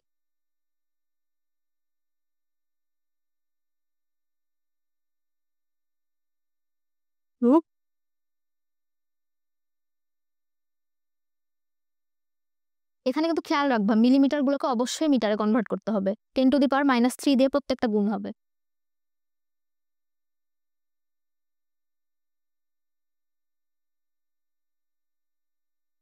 আচ্ছা, তো আমাদের এখানে ল্যামডার মান আসছে 6 ইন্টু 10⁻⁻7 মিটার। এখানে কিন্তু ঘ নাম্বারে অ্যাংস্ট্রমে বলেছে, তাই আমরা এটাকে অ্যাংস্ট্রমে প্রকাশ করে নিই। অ্যাংস্ট্রমে প্রকাশ করার জন্য 10⁻⁻10 দিয়ে ভাগ করে ফেলবো। তাহলে আমাদের থাকবে 6000 অ্যাংস্ট্রম। তো এই জিনিসটাকে আমরা সাইডে পাঠিয়ে দিই।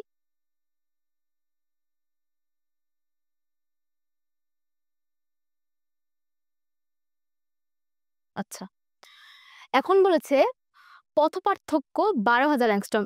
আমরা কিন্তু কিছুক্ষণ আগে দশা পার্থক্য আর পথপার্থক্য সম্পর্কটা দেখেছি। আমরা একবার রিভিউ করে আসি জিনিসটা, দেখো।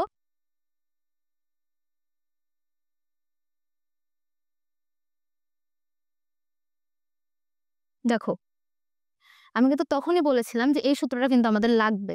এটা এমসিকিউ এর জন্য যেমন লাগবে, সেটা কিন্তু আমি এটাও বলেছিলাম যে ব্যতিচার বা অপবর্তন এগুলোতেও কিন্তু এই দশা পার্থক্যের সাথে সম্পর্কটা আসতে পারে। তো এই সূত্রটা এখন আমাদের লাগবে। দশা পার্থক্য আর পথ পার্থক্যের মধ্যে সম্পর্ক হচ্ছে দশা পার্থক্য ইকুয়াল টু 2π/λ ইন্টু পথ পার্থক্য। আমরা আমাদের স্লাইডে চলে যাই। দেখো, দশা পার্থক্য যদি আমি ডেল ধরি, তাহলে 2π/λ ইন্টু পথ পার্থক্য আমার এখানে কত বলেছে, 12,000 অ্যাংস্ট্রম। আর এখানে আমি ল্যামডা কত বের করলাম, 6000 অ্যাংস্ট্রম। তাহলে কাটাকাটি করলে তো বুঝতেই পারছি এখানে 2 থাকে, তাহলে আমাদের ডেলের মান বের হচ্ছে 4π। এখন দেখো এখানে কিন্তু পায়ের জোড় গুণিতক। জোড় গুণিতক মানেই এখানে কিন্তু গঠনমূলক ব্যতিচার সৃষ্টি হবে। আর গঠনমূলক ব্যতিচার মানেই কিন্তু আমরা উজ্জ্বল আলো দেখতে পাবো, যেটা আমি একটু আগেই বললাম যে দুইটা তরঙ্গ যদি একইভাবে একটার উপর একটা উপরিপাতিত হয় তাহলে উজ্জ্বলতা বাড়ে আর গঠনমূলক ব্যতিচার সৃষ্টি হয়। তো এখানেও দেখো ডেলের মান যেহেতু আমরা পায়ের জোড় গুণিতক পেয়েছি, ওখানে আমরা 2π বলেছিলাম, এখানে আমরা 2π এরও জোড় গুণিতক পেয়েছি, 4π পেয়েছি, তাহলে অবশ্যই অবশ্যই এখানে এই বিন্দুতে একটা গঠনমূলক ব্যতিচার সৃষ্টি হবে। আশা করি ঘ নাম্বারটা তোমরা বুঝতে পেরেছো। হুম, আচ্ছা, ঢাকা বোর্ড 2022 বলেছে ইয়ং এর দ্বিচির পরীক্ষায় 5800 অ্যাংস্ট্রম তরঙ্গ দৈর্ঘ্যের আলো ব্যবহার করা হয়েছে। পরবর্তীতে দ্বিচিরটি 0.2 মিলিমিটার প্রস্থের একটি চির দ্বারা প্রতিস্থাপন করা হলো। দেখো এখানে আসলে কি বোঝাতে চেয়েছে। প্রথমে কিন্তু আমরা ইয়ং এর দ্বিচির পরীক্ষা সম্পন্ন করছিলাম, পরে একটা চির কমিয়ে দিয়েছি। একটা চির কমালে কি হবে বুঝতেই পারছো, আমরা কিন্তু পড়েছি ইয়ং এর দ্বিচির পরীক্ষা আর এক চির অপবর্তন। তার মানে একটা চির কমিয়ে দিলে সেটা কিন্তু আর ব্যতিচার থাকবে না, জিনিসটা কিন্তু অপবর্তন হয়ে যাবে। তো এখানে গ নাম্বারে বলেছে ব্যতিচার ঝালরের প্রস্থ নির্ণয় করো। আর একটা জিনিস আমি বলতে খেয়াল নাই, সেটা হচ্ছে ডোরা, ঝালর, পট্টি সবগুলোই কিন্তু আসলে মানে এটাও একটা দ্বিতীয় বিতর্কের বিষয় যে কোনটা কি জিনিস। তো ঝালর বা পট্টি বললেও তোমরা ডোরাই ধরে নিবা, আমরা যে সূত্রগুলা ইউজ করেছি সেগুলো ইউজ করব।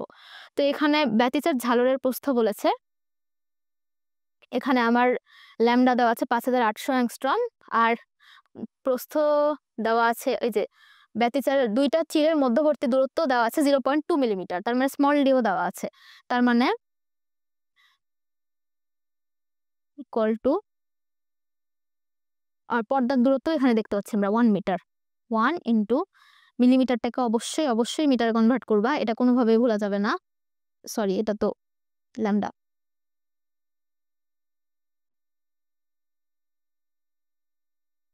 -3 আর ল্যামডার মান দেওয়া আছে 5800 অ্যাংস্ট্রম। প্রত্যেকটা জিনিসই মিটারে কনভার্ট করতে হবে।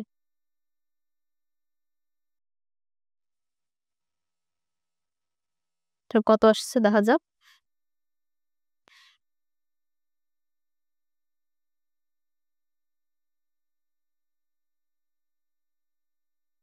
আচ্ছা, আমাদের অ্যান্সার আসছে 2.9 ইন্টু 10⁻³ মিটার। এটা ছিল ডোরার ব্যবধান, কিন্তু এখানে আমাদের বলেছে ব্যতিচার ঝালরের প্রস্থ নির্ণয় করো। আর আমি যেটা তখনই বললাম যে প্রস্থ বললে উজ্জ্বল বা অন্ধকার বলে 2 দিয়ে ভাগ করে দিবা, তবে কমপ্লিট জিনিসটা কিন্তু জাস্ট 2 দিয়ে ভাগ যাবে। তো আচ্ছা, এই অ্যান্সারটা মুছে দিই। এটাকে 2 দিয়ে ভাগ করলে থাকছে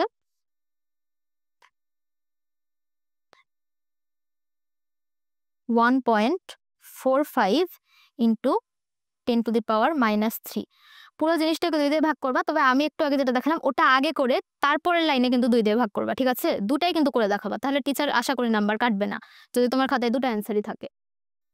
আচ্ছা, গ নাম্বার আমরা শেষ করলাম, এবার ঘ নাম্বারে চলে যাই। আহ, উম,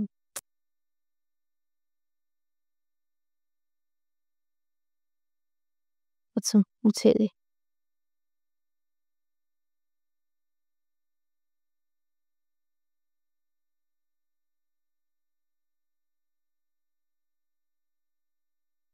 আচ্ছা, ঘ নাম্বারে বলেছে উভয় ক্ষেত্রে একই তরঙ্গ দৈর্ঘ্যের আলোর জন্য প্রথম চরমের কৌণিক বিস্তার অভিন্ন হবে কিনা। আমরা কিন্তু একটু আগেই কৌণিক ব্যবধান বা কৌণিক বিস্তারের সূত্রটা পড়েছি, সেটা হচ্ছে ব্যতিচারের ক্ষেত্রে একরকম আর অপবর্তনের ক্ষেত্রে একরকম। এখন উভয় ক্ষেত্রে বলেছে, প্রথম ক্ষেত্রে আমরা দেখতেই পাচ্ছি 2টা চির আছে, তার মানে এখানে ব্যতিচার ঘটছে। প্রথম চরম মানে এখানে চরম বলতে 2টার ক্ষেত্রে আসলে একই ওয়ার্ড ব্যবহার করেছে। আমি যেটা বললাম যে ব্যতিচারে আসলে কথাটা উজ্জ্বল ব্যবহার করতে হয়, কিন্তু এখানে বলেছে চরম, আমাদের বুঝে নিতে হবে যে এখানে ব্যতিচারের উজ্জ্বলের কথাটাই বলেছে। তো ব্যতিচারের উজ্জ্বলের ক্ষেত্রে আমরা কি জানি? D sine theta equal to n lambda, তাই না? প্রথম বলেছে, তার মানে এন এর মান 1 বসবে, আর ডি এর মান তো আমাদের বলেই দিয়েছে 0.2 into 10⁻³ into sign theta equal to N এর মান 1 আর ল্যামডার মান 5800 অ্যাংস্ট্রম। অতএব এখানে সাইন থেটার মান থেকে থেটা বের করা যাবে, বের করে ফেলি।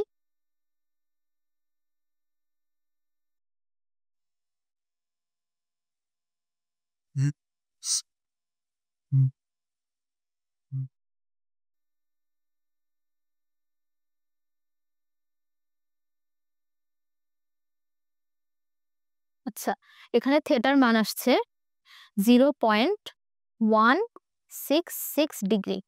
এটা গেল ব্যতিচারের ক্ষেত্রে। এখন অপবর্তনের ক্ষেত্রে যদি মানে বুঝতেই পারছি, একটা চির অফ করে দিলে সেখানে অপবর্তন হবে। তাহলে প্রথম চরমের কৌণিক বিস্তার আমরা অপবর্তনে, এক চির অপবর্তনে কিন্তু বলেছিলাম যে 2n+1 ইন্টু ল্যামডা/2 ইউজ করতে হবে, 2n-1 কিন্তু না। তাহলে এটা আরেকটা কালিতে করি, d sine theta equal to 2n+1 into lambda. সবগুলোরই মান দেওয়া আছে 0.2 into 10⁻³ sine theta equal two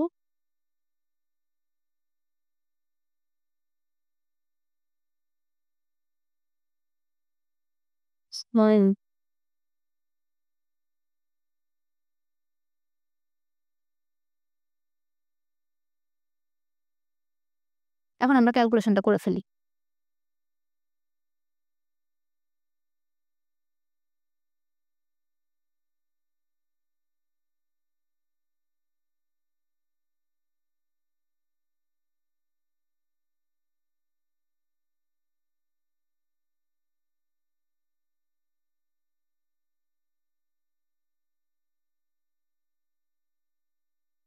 এখানে আমাদের থেটা আসছে 0.249 ডিগ্রি। তাহলে দেখো, এটাকে আমরা থেটা প্রাইম ধরে নিতে পারি যেহেতু দুইটা আলাদা জিনিস। আর এখানে কিন্তু অবশ্যই n এর মান 1 বসাবা। এখানে প্রথম চরম বলেছে। আমি এই সূত্রটা বারবারই বলছি যে প্লাসের সূত্র কিন্তু অপবর্তনের ক্ষেত্রে এটাতে কনফিউজড হওয়া যাবে না। n এর মান কিন্তু 0 বসবে না, 1 বসবে। ঠিক আছে? তো এখানে ব্যতিচারের ক্ষেত্রে এসেছিল 0.166 ডিগ্রি, অপবর্তনের ক্ষেত্রে আসছে 0.249 ডিগ্রি। তাহলে বুঝতেই পারছি যে কোনোভাবেই কৌণিক বিস্তার অভিন্ন হবে না, ভিন্ন হবে। আচ্ছা, এরপর আমরা চলে যাচ্ছি রাজশাহী বোর্ড 2015 সিকিউ এ। এখানে কি বলেছে দেখো। এখানে আমরা একটা গ্রেটিং অপবর্তনের ম্যাথ দেখতে পাচ্ছি। প্রতি মিটারে 6 × 10⁵ সংখ্যক রেখা সম্পন্ন কোনো অপবর্তন গ্রেটিং এর মধ্য দিয়ে 450 ন্যানোমিটার তরঙ্গদৈর্ঘ্যের আলো ফিল্টারের সাহায্যে লম্বভাবে আপতিত করা হলো। তো এখানে গ নম্বরে বলেছে 450 ন্যানোমিটার তরঙ্গদৈর্ঘ্যের আলোর প্রথম ক্রমের অপবর্তন কোণ কত। এখানে প্রথম ক্রম বলেছে, দেখো প্রথম ক্রম বলেছে, প্রথম চরম বা অবম কোনোটাই বলে নাই। আর গ্রেটিং অপবর্তনের সূত্র কিন্তু আমরা একদম দেখেছিলাম সেম টু সেম ব্যতিচারের মতো। তো গ নাম্বারটা দেখো, প্রথম ক্রমে মানে প্রথম চরমের জন্য D sine theta equal to n lambda. D এর মানটা কি আমার এখানে দেখো, আমি আগেই বলেছিলাম যে ম্যাক্সিমাম অঙ্কে দেখতে পাবা যে ক্যাপিটাল এন এর মান দেওয়া আছে। আর একটু আগে আমরা দেখলাম ডি ইকুয়াল টু 1/n। তাহলে আমরা এখানে 1/n বসিয়ে দিতে পারি। 1/n sine theta equal to n lambda. এটা চরমের ক্ষেত্রে একদম ব্যতিচারের মতো। আর অবমের ক্ষেত্রে কি হবে, ডি কে আমি আর ডি না লিখি 1/n লিখি। 1/n sine theta equal to 2n-1 into λ/2। তো এই অঙ্কটা আমি আর করে না দিই, কারণ এখানে দেখো সবই দেওয়া আছে। 450 ন্যানোমিটার দেওয়া আছে, মানে এখানে ল্যামডা দেওয়া আছে। আর এখানে তো এন এর মান দেখতেই পাচ্ছ 6 × 10⁵ দেওয়াই আছে। আমাদের খালি সাইন থেটার মানটা লাগবে, সেটা তোমরা এখানে বসালে বের করে ফেলতে পারবা ক্যালকুলেটারে। তো আমরা ঘ নাম্বারে চলে যাচ্ছি।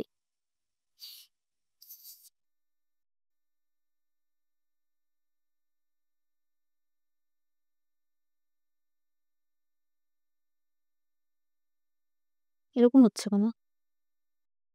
আচ্ছা, ঘ নাম্বারে কি বলেছে দেখো, উদ্দীপকের আলোকে চতুর্থ ক্রমের অপবর্তন সম্ভব কিনা। চতুর্থ ক্রম বলেছে, তার মানে এখানে আমাদের দেখতে হবে চতুর্থ ক্রমের মানে চরম অবম দুটার ক্ষেত্রে প্রমাণ করে দেখতে হবে সম্ভব কিনা। সম্ভব কিনা বলতে গেলে আমরা কি বোঝাচ্ছি, যে আমরা যে সাইন থেটার মান বের করছি কৌণিক ব্যবধানের, সেটা যদি একটা ভ্যালিড মান আসে তাহলেই কিন্তু সেটা সম্ভব। যদি এমন মান আসে সাইন থেটার যেটা কোনোভাবেই সম্ভব না, তাহলে কিন্তু আমরা বলবো অপবর্তনও সম্ভব না। তো চতুর্থ ক্রমের অপবর্তন আমরা প্রথমে চরমের ক্ষেত্রে চলে যাই। ডি আচ্ছা 1/n sine theta equal to n lambda. দেখো সবকিছুর মান দেওয়া আছে। 1/6 × 10⁵ sign theta equal to N এর মান কত বলেছে, চতুর্থ ক্রমের বলেছে 4 × ল্যামডা 450 ন্যানোমিটার। ন্যানোমিটারকে মিটার করতে হলে 10⁻⁹ দিয়ে গুণ করতে হয়। তো এখন আমরা দেখি সাইন থিটার মানটা কত আসছে।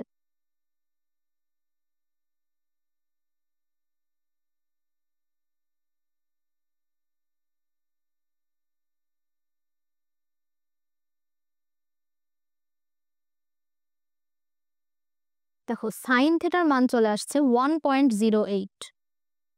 এখন সাইন থিটার মান কি কখনো 1 এর বেশি হতে পারে? হতে পারে না তো। তাই সাইন থিটার মান 1.08 এটা কোনোভাবেই পসিবল না, মানে ভ্যালিড না। তাই আমরা চরমের ক্ষেত্রে দেখলাম চতুর্থ ক্রমের চরম সম্ভব না। এবার আমরা দেখব অবম সম্ভব কিনা। তো অবমটা আচ্ছা চরমটা আমি একটু এপাশে দেই। আচ্ছা টানা যাচ্ছে না, আমি এপাশেই যাই।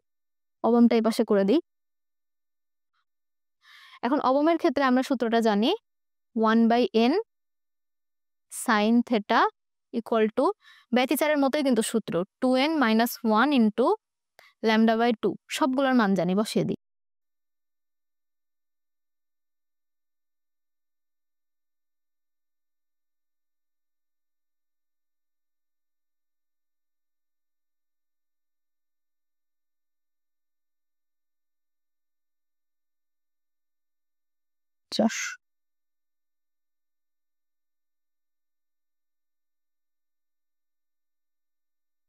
আচ্ছা এখানে দেখি সাইন থেটার মান কত আসে।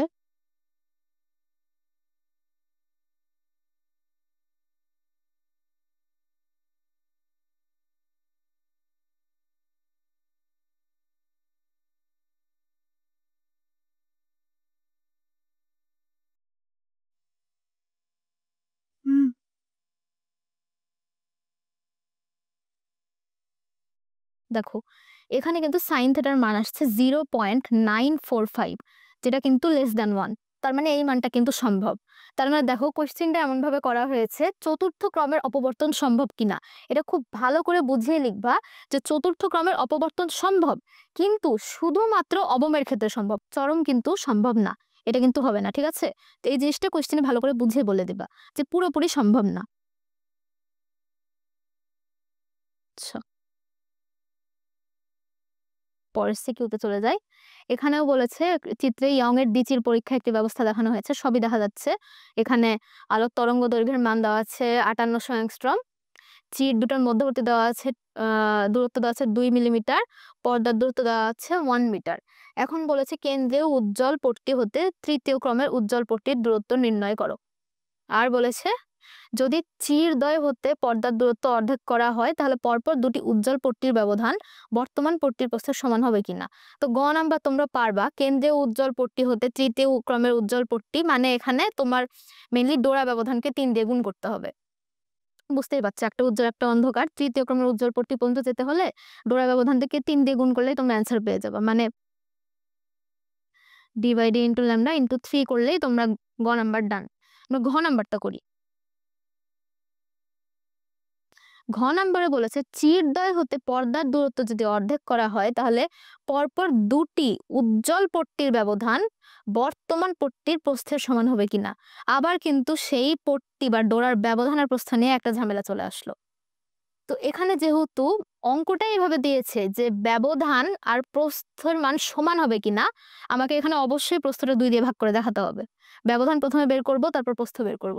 এখন এখানে দেখো পর্দার দূরত্ব দেওয়া আছে প্রথমে 1 মিলিমিটার। বর্তমান পট্টির প্রস্থ কত?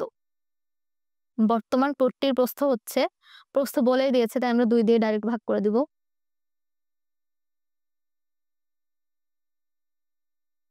ল্যামডা দেওয়া আছে 5800 অ্যাংস্ট্রম।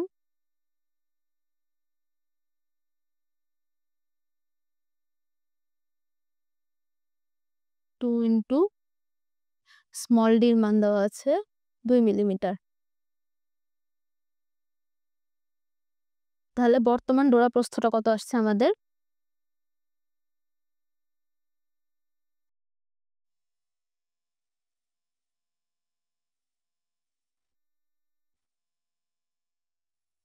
অ্যান্সার আসছে 1.45 into 10 to the power -4 metre. এখন বলেছে চিরদ্বয় হতে পর্দার দূরত্ব অর্ধেক করা হয়, তাহলে পরপর দুটি উজ্জ্বল পট্টির ব্যবধান বলেছে, তাহলে ব্যবধানের ক্ষেত্রে আমরা কি সূত্র ইউজ করব? ডি এর মান কি হয়েছে? অর্ধেক হয়ে গেছে, মানে এটাকে আমি ডি প্রাইম ধরবো, ডি প্রাইম হবে d/2। তাহলে আলটিমেটলি আমার কি আসছে দেখো তো, ডি প্রাইমের মান যদি আমরা d/2 বসাই তাহলে সেম এই সূত্রটা চলে আসছে না। তার মানে কিন্তু আমরা সূত্র দেখেই বুঝতে পারছি যে পর্দার দূরত্ব যদি অর্ধেক করা হয় তাহলে আগের যেটা উজ্জ্বল পট্টির ব্যবধান ছিল, মানে আগের যেটা উজ্জ্বল পট্টির প্রস্থ ছিল আর বর্তমানে যেটা উজ্জ্বল পট্টির ব্যবধান একদম সমান হবে। তাও এখানে তোমরা মানটা বসিয়ে প্রমাণ করে দিবে, এই মানই আসবে। তো এই সিকিউটা আশা করি আর কোনো সমস্যা নাই। পরেরটাতে চলে যাই।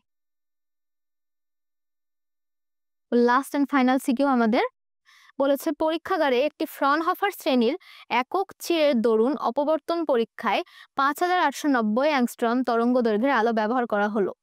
দ্বিতীয় ক্রমের চরমের জন্য অপবর্তন কোণ 10 ডিগ্রি পাওয়া গেল এবং দশম অবম বিন্দুটি পাওয়ার চেষ্টা করা হলো। তো গ নাম্বারে বলেছে চিরের বেদ নির্ণয় করো। গ নাম্বারের জন্য আমরা কি করবো দেখিয়ে দিচ্ছি। আমার এখানে ল্যামডা দেওয়াই আছে 5800 অ্যাংস্ট্রম, 5890।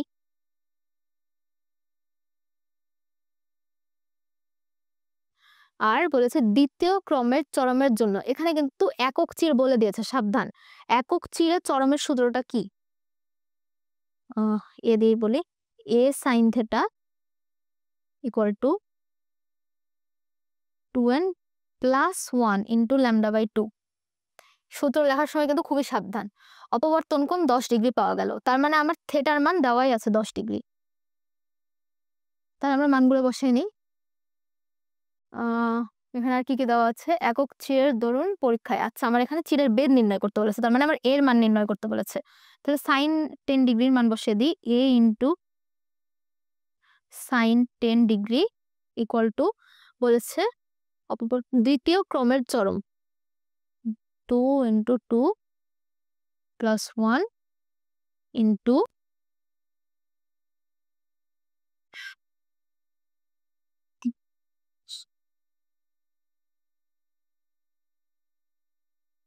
/ 2।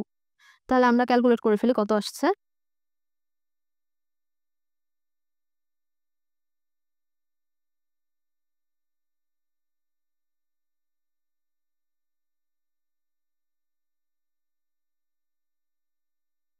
আচ্ছা, আমাদের চিরের বেদ আসছে 8.47 × 10⁻⁻6 মিটার।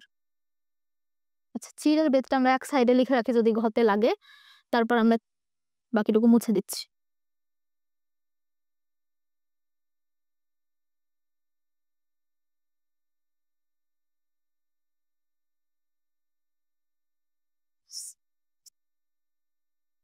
আচ্ছা, আমরা ঘ নাম্বারে চলে যাচ্ছি। বলেছে পরীক্ষণে দশম অবম বিন্দুটি পাওয়ার চেষ্টা সফল হয়েছিল কিনা। সফল হয়েছিল কিনা এটা জানার জন্য আমাদের দেখতে হবে, যেটা আমরা একটু আগে করলাম, সাইন থিটার ভ্যালিড মান আসে কিনা। তো ঘ নাম্বারে অবমের সূত্রটা কি? a sin θ = n λ। এর মান আমরা দেখতে পাচ্ছি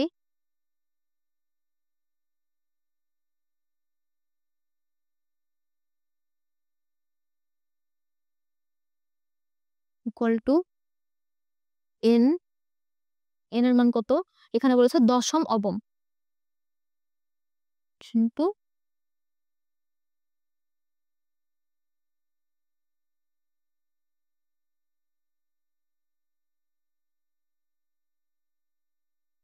অতএব সাইন থিটার মান ভ্যালিড আসে কিনা এটা দেখি।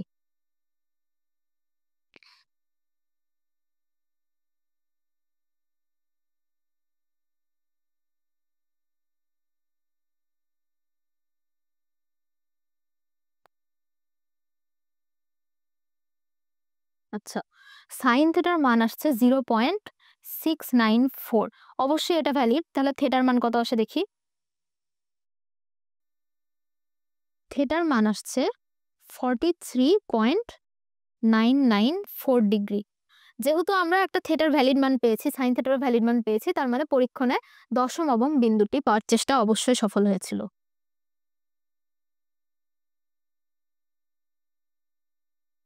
তো এই পর্যন্তই ছিল আমাদের ভৌত আলোক বিজ্ঞানের ক্লাস। আশা করি তোমরা সবকিছুই বুঝতে পেরেছো। আর আশা করি এই সিকিউ গুলা যদি ভালো মতো দেখো আর ভাষাগত জটিলতা অতিক্রম করতে পারো, তাহলে ইনশাআল্লাহ তোমরা পরীক্ষায় ভালো করতে পারবে।